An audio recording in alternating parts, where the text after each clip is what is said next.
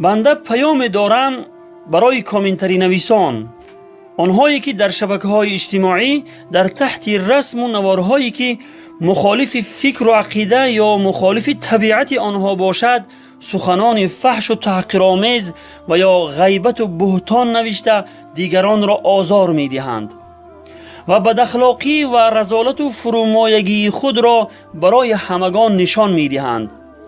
حتی به عالمان و واعظان دین هم تحقیر و اهانت و سخنان فحش می نویسند. العیاذ بالله، که این خیلی گناه خطرناک است.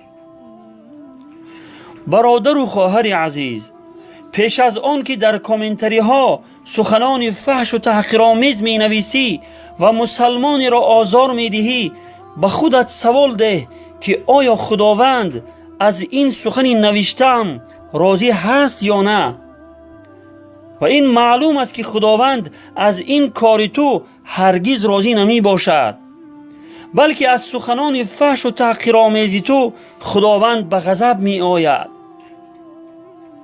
و بعدا این را فراموش نکن که روزی فرا می رسد که این دستهایی که با آن سخنان فحش و تحقیرآمیز می نوشتی و دیگر مسلمانان را آزار می دادی بر علیه تو گواهی می دهند و آنجا هیچ عذر آورده نمی توانی. خداوند در آیه 24 سوره نور می فرماید: استعیذ بالله یوم تشهد علیهم السنتهم و ایدیهم و ارجلهم بما كانوا یعملون. یعنی روز قیامت روزی است که زبانهایشان و دستهایشان و پایهایشان به آنچه می کردند بر علیه آنها گواهی می دهند. و در حدیثی که آن را بخاری و مسلم روایت کرده اند، پیامبر خدا صلی الله علیه و سلم فرمودند: از حضرت عبدالله ابن عمرو رضی الله عنهما روایت است که پیامبر خدا صلی الله علیه و سلم فرمودند: مسلمان واقعی کسی است که دیگر مسلمان ها از دست و زبانش در امان باشند، یعنی از دست و زبانش آزار نیابند. روایت بخاری و مسلم.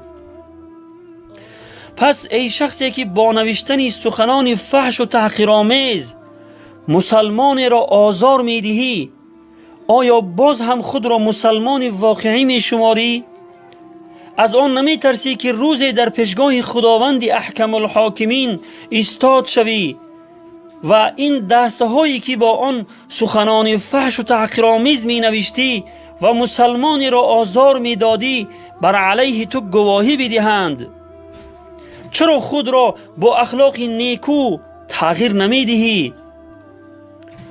از این بد اخلاقی تو و نوشتن سخنان فحش کسی به تو رحمت نمی گوید، بلکه در جواب دشنام تو دشنامت می دهند.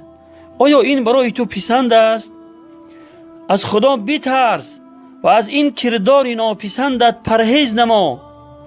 به یاد داشته باش که روز فرا می رسد که برای هر یک دشنام و حقارتی که می نوشتی و مسلمان را آزار می دادی پرسیده می شوی، ولی آن روز عذر آوردن نمی توانی. درخت غم به جانم کرده ریشه، به درگاه خدا نالم همیشه. عزیزان قدر یک دیگر بدانید، اجل سنگ است و آدم مثل شیشه. نظر کردم به گورستان کم و بیش، بدیدم حال ثروتمند و درویش، بدیدم حال